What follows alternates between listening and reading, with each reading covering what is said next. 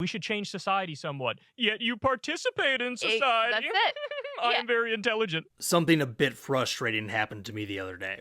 I got a copyright claim on one of my videos. It's not a big deal, as it's distinct from a copyright strike, which can seriously put your channel in jeopardy. This just means that someone else is going to collect money on this video. That's also not too big of a deal for me, as I don't make much money off my videos anyways, and I'm in no way dependent on the income from them. It's just kind of annoying. I will say this is a major reason why I would never be a full-time YouTuber. Creators who depend on this for their income are in such a precarious position. Luckily, I disputed the claim and got it released almost right away, so no harm, no foul. What inspired the video that you're currently watching is the piece of media that happened to elicit this copyright claim. It was a snippet of audio I used in the video. The DNC is already rigging the 2024 primary. Bernie Sanders wasn't robbed Part 4. The audio in question was from Bernie Sanders' audiobook, It's Okay to Be Angry About Capitalism. I found this amusing for a few different reasons. But first, I should note that, as funny as it is to imagine Bernie Sanders sitting at his computer, furiously watching my video, shouting, "That's my $30 in ad revenue, you son of a bitch,"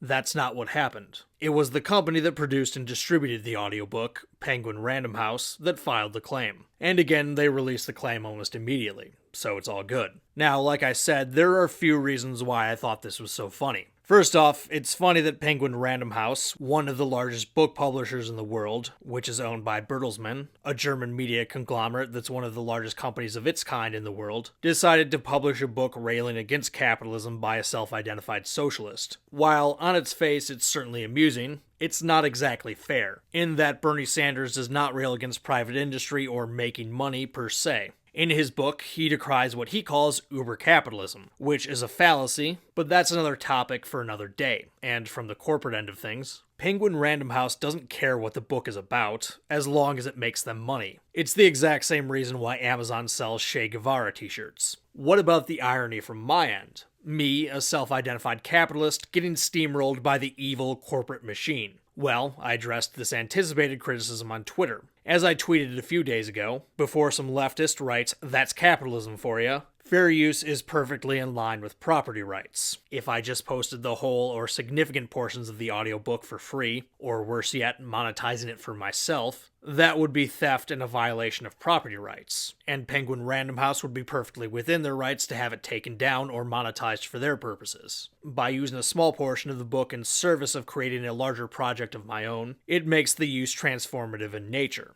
It's no different from how Bernie Sanders quotes different books and news articles in his own book. And of course, you can respect a corporation's right to do something and still bemoan their choice. It's no different than free speech. You can respect someone's right to say something, but still think that what they said was completely moronic or at least inopportune. I remember a few years back, Zach Weissmueller, a video journalist over at Reason TV, had a video taken off YouTube. Reason TV is part of the Reason Foundation, which is a libertarian think tank. The folks there have consistently defended the rights of big tech companies to moderate their content. So naturally, when this happened, a bunch of idiot conservatives came out and, thinking they were clever, said, "Tough break, it's a private company." Of course, Weissmuller's position on big tech, just like mine, is not, "It's okay for big tech platforms to remove content because it's not going to happen to me." His position, like mine, is that they have the right to moderate their content as they see fit because the platform is their property, even if I personally don't like their standards or their particular choices. Weissmuller only reaffirmed this position when it happened to him. If he had gone and cried to the government the same way conservatives have in response to their supposed mistreatment by big tech platforms, then and only then would the gotcha be warranted. It all goes back to this popular meme by the cartoonist Matt Bors, which you've surely seen before. There's some sad-looking peasant carrying a bundle of sticks who says, "We should improve society somewhat." In response, some moron with a self-satisfied grin pops out of a well and says, "Yet you participate in society. Curious, I am very intelligent." From what I can tell, Bors is on the left, and given that the protagonist of his comic is a literal peasant, he's presumably lamenting idiots who think they're clever when they point out how progressives are supposedly hypocrites because they use electricity while simultaneously advocating for action on climate change, or something like that. I'm not on the left, but it's a meme I'm quite sympathetic to.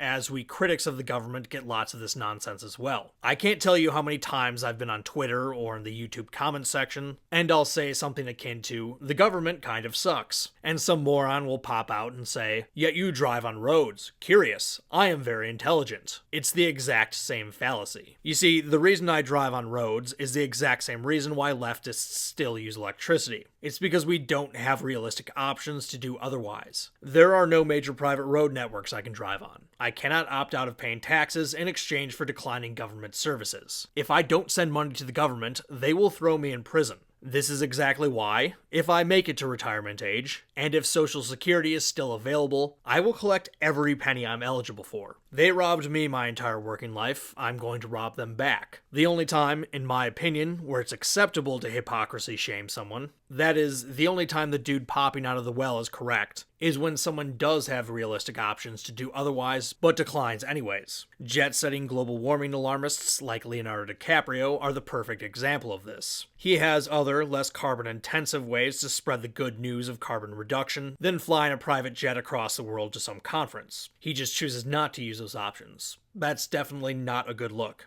Now, where does Senator Bernie Sanders fit into this equation? We know that he's a big critic of status quo governance in America, which is fine, so am I. He seems to believe in working within the system, specifically the Democratic Party, to achieve his goals of reform. While a lot of leftist fans disagree with him on this, then Bernie Sanders has his campaign and says, everybody, we got to fight this fucking evil machine. And then on a dime, he goes, hey, by the way, let's join this evil machine. And while some of it certainly does seem to be at odds with his rhetoric, most of the online left commentariat, with some notable exceptions, don't seem to be too bothered by it. At least to the point where they're still willing to support him. What about the accusations that he's a champagne socialist? He certainly got plenty of flack when he bought that third home that cost him $575,000. Also, as many people pointed out, he stopped railing against millionaires in his 2020 campaign, presumably because he became one. None of this seemed to upset the online left. And so they go back to what is a classic attempt to just dismiss everything by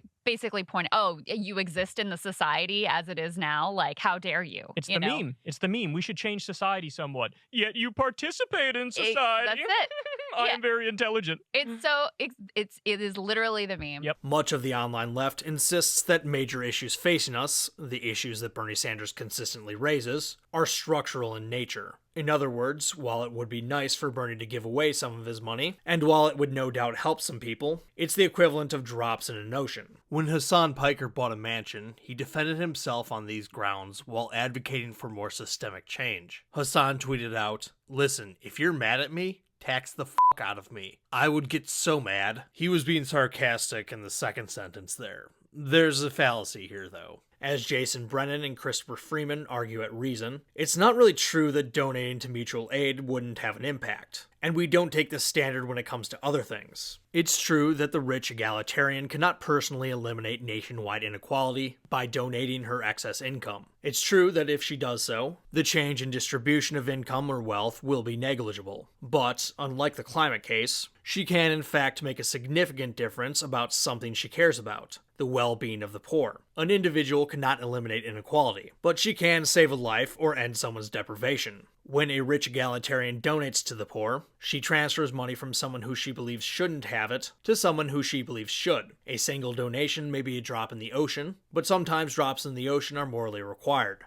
Releasing the wrongfully convicted prisoner may not have a meaningful effect on the total number of wrongfully convicted inmates, but you still have a moral obligation to release him. What's more, taking the drop in the ocean argument seriously would mean that people are under no obligation to do many of the things that egalitarians think they should, such as voting for Bernie Sanders. Your vote for Bernie Sanders won't determine the electoral outcome, but he urges us to do it anyway. Of course, Sanders encouraging others to give him power helps him, while his donated money would hurt him. Sanders might say that if enough of us vote the right way, he can be empowered to help reduce inequality. But if enough of us donate in the right way, we can reduce nationwide inequality and poverty. Of course, a lot of the online left, including Hassan Piker, got all up in arms when Mr. Beast used his money to actually help people and improve their lives. You watch the video, you go, oh, how cute and how nice. I watch the video and I'm filled with rage. What's like, wrong with you? that we shut off access to a 10-minute procedure because we paywalled it and decided that like some people just simply can't get it. It's almost as if it's not actually about improving lives or helping people. Bernie Sanders got most of his extra income from book sales. This adds another wrinkle to the Sanders story. Who is the #1 seller of books in the world? Amazon. That's where I got my copy of his book. In fact, as many people have forgotten, Amazon actually started as an online bookstore. As an aside, to me, this is one of the best examples of how a successful business can benefit us all. Books used to be outrageously expensive. As Nate Silver writes in The Signal and the Noise, books have existed prior to Johann Gutenberg, the inventor of the printing press in the West, but they were not widely written and they were not widely read. Instead, they were luxury items for the nobility, produced one copy at a time by scribes. The going rate for reproducing a single manuscript was about 1 florin, a gold coin worth about $200 in today's dollars, per 5 pages. So a book like the one you're reading now would cost around $20,000. It would probably also come with a litany of transcription errors, since it would be a copy of a copy of a copy, the mistakes having multiplied and mutated through each generation. Thankfully, books have gotten much cheaper over time, which necessarily means that they're more available to people who are not royalty. Amazon has contributed to this, as they have the widest selection of books available in the world, including an array of ebooks, many of which cost less than $10. Few people have done more to democratize information than Jeff Bezos and the good folks at Amazon. Now, take a wild guess what company Bernie Sanders railed against in his book. Amazon. They don't pay enough in taxes, they're bad for the environment, and worst of all, they exploit their workers. In fact, for major employers like Amazon, Walmart, and the entire fast food industry, the gross exploitation and discarding of workers is the foundation of their business model. In these corporations, the turnover rate is extremely high, as desperate workers come in, are worked too hard, earn starvation wages, move on, and are replaced by other powerless, low-income workers. So, by pointing this out, am I just another version of the dude popping out of the well? Bernie Sanders criticizes Amazon, yet he uses Amazon to make money. Curious, I'm very intelligent. No, I'm not, because Bernie Sanders had other options. You can, if you want to, self-publish books. Lots of people have. In fact, that's exactly what left-wing journalist Jordan Sheraton did with his book, Corporate Conjob. You cannot buy that book on Amazon either. You have to download a digital copy from his Patreon page. Sheraton deliberately did this so that he didn't feed the machine he was railing against. These aren't my values. I don't care if he sells a book on Amazon, but he does. And to his credit, he stuck to his principles. Even someone as brain dead as Lance from the Serfs manages to live his values to the best of his ability. He runs his operation as a cooperative. And he's taken his money out of corporate banks and put it into a credit union. You take your money out of banks and join credit unions. Find a good credit Yes. union in your area. Credit unions are cooperatively owned by all the members of the credit union. Every single year, I get to vote on who runs the credit union that I'm a part of, and also where the money that they use their investments for goes, as in what projects for, stuff like that. It's way more awesome. Take your money out of mainstream banks and join a good, research it first, a good credit union. How come Bernie hasn't done the same with his book sales? I mean, even Brett Keane could figure out how to self-publish books, and he's hardly literate. I'm pretty sure Bernie is quite capable of doing so as well. Instead, he decided to sign what was likely a very lucrative book deal with an evil media conglomerate, something Bernie Sanders also rails against in his book. And again, he could have sold it outside of Amazon, but he chose to participate in the exploitation of their workers instead.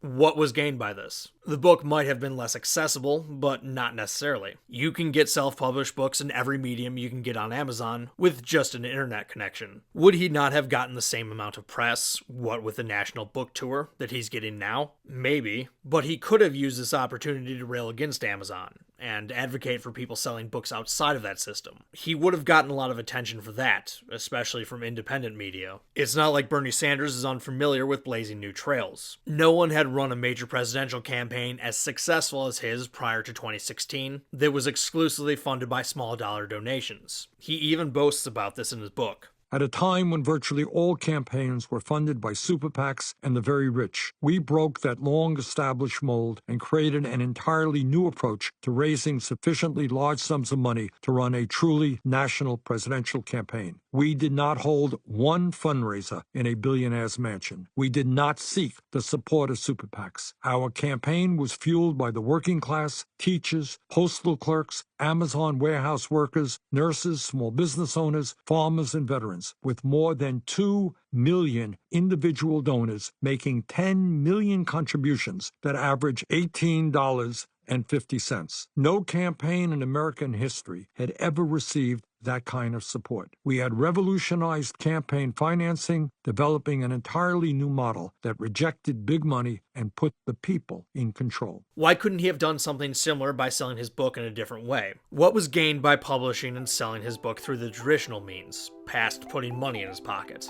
It's not like he needed that money either. Remember, he used the proceeds of his last book to buy a vacation home. So, is Bernie a champagne socialist? I don't know. You tell me.